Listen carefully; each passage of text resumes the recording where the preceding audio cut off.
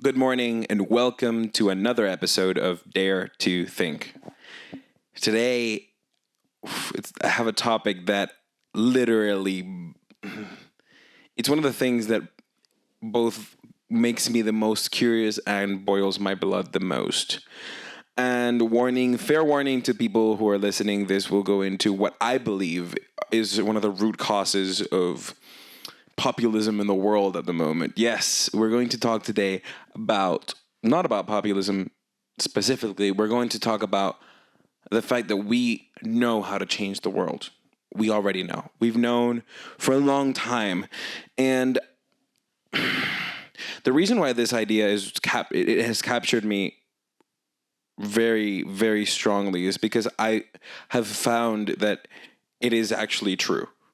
So this man called Antonio Gramsci had it right.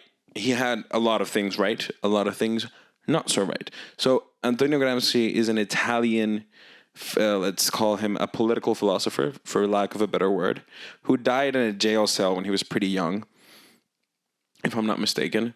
And he wrote a lot, and he was a neo-Marxist. So he believed a lot of the Marxist doctrine, which is part of his philosophy that I don't believe in. But he was based in Marxist theory. Marxist theory in itself is also based on other philosophers. It's not only Marx.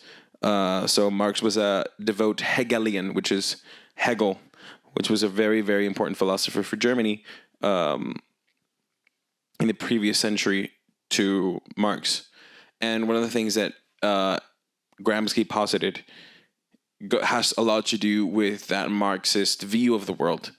The thing about, structure, superstructure, all of that the context with which the world is built. So Gramsci pictured the world that way. And what I've figured out, at least from reading, a lot of this comes from Gloria Alvarez and Axel Kaiser, which are two incredible authors who wrote a book called El Engaño Populista.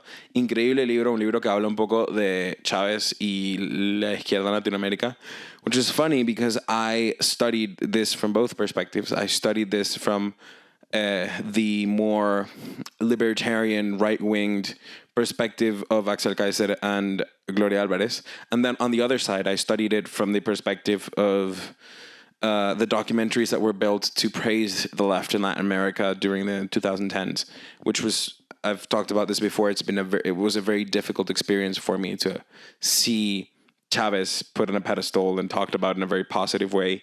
Both perspectives taught me a lot. But one of the things that what shocked me the most was that Gramsci was talking about a way to make people change the way that they think. And with that, create physical, real change in the world. So Gramsci believed that if you manipulate the superstructure of a society enough, then the society in itself will change. So he believes that what populists do is that they basically, the superstructure, let me try to put this into words. What I believe, I might actually be wrong about this because I haven't touched a lot on my Marxist theory as of late, but if I'm not mistaken, the superstructure is the topmost part of society. So it's movies, series, books, etc. The popular side, which is actually the biggest, most active side in our society at the moment.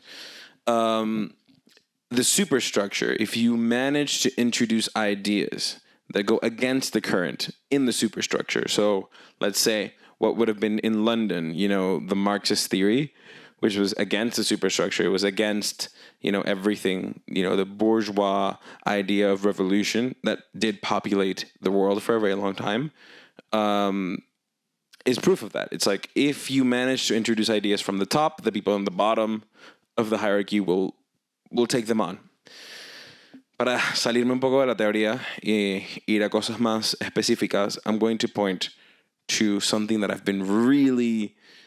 been bothering me for a while, okay? Which is, my girlfriend has told me, like, oh, let's go watch the Marvel movies. And I haven't wanted to, especially lately. My girlfriend is right there, actually, recording with me again for the second time. Thank you for coming.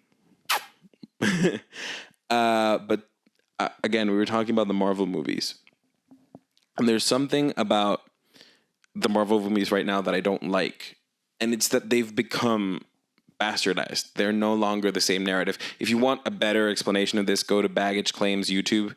Incredible content talking about how there's no longer any character development and how most of the stories that we love have been either killed off or become embarrassing. So if you watch Thor, Love and Thunder, and even Thor Ragnarok, even though Thor Ragnarok was a really good movie, Thor, instead of keeping on being this, this heroic and, important figure in the MCU, becomes the biggest joke of the MCU. The same thing goes for Hulk and She-Hulk. The same thing goes for Loki. All of them receive talking downs from the universe, and in a way that does away with their character development. So this is a message. If you want to look at it in Gramscian terms, this is a message coming from the superstructure, talking about how what we believe is true is actually not. And it's a lot of people will buy into this. But the weird thing, and the thing that gives me a lot of hope, and the thing that makes me think that I might be wrong, is that a lot of people don't like it. Most people that watched She-Hulk didn't like it. It's been, they've actually called Disney out for, manipulating the data so that it looks like it's been a success when it actually hasn't. And so there's hope that most people, especially if you do it too blatantly, can see through the facade of somebody trying to manipulate them and make them change their mind about something. But in general, if you manage to do things correctly, you can. That was the case, I believe, in Venezuela for a long time, and Latin America in general. I believe that is the case in many places. But the funny thing is, I see a lot of this also in what we call the culture wars today. I see it in Jordan Peterson. And my point is, I don't think Gramsci's ideas are purely evil or bad or negative for the world. I think that it's a tool.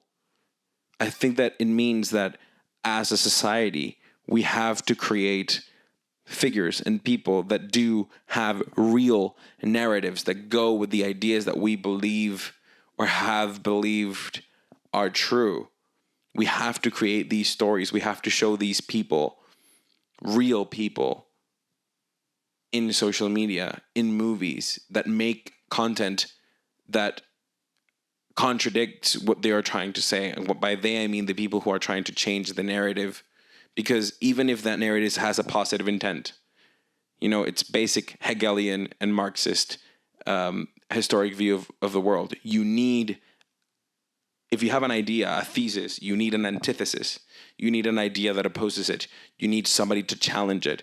And I think that, like we talked about in the last episode about being biased, I think that the world of, movie making, Hollywood, has become so biased to one side that it has thrown everything off balance. We need the people that represent us, that we see in our movies, to be both from one side and from the other. And I think that this Gramscian scheme of how we change the world is in each and every one of our hands. If you pick up your phone and make a YouTube video and you highlight what you think is the truth, you will probably be helping somebody else decide.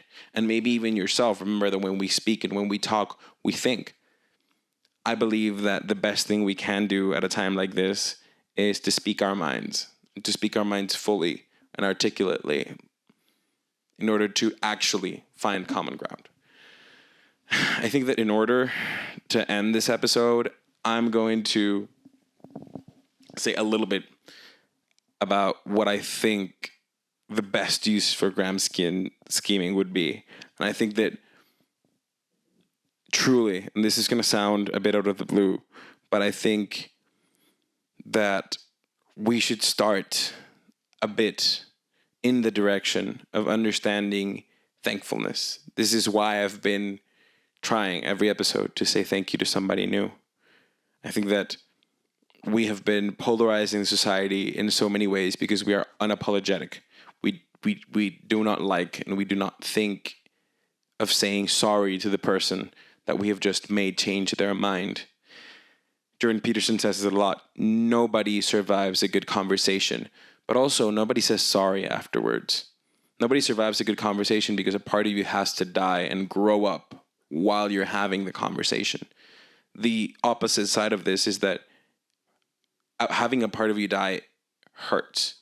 If we're going to have a debate in the social media scale, we need people to be sorry, even if they're right, and especially if they are wrong.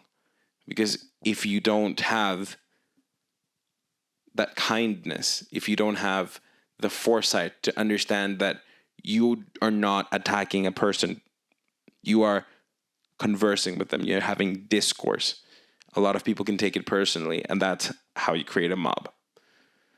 In this case, I think for today, I'm going to thank my big sister. She's, I think, one of the first persons who taught me how to converse and be apologetic. Even if you're mad, even if you're angry, you can always use the sandwich technique and, show people that even if you have something to tell them, there's always something positive too. Thank you. I'll see you again next week.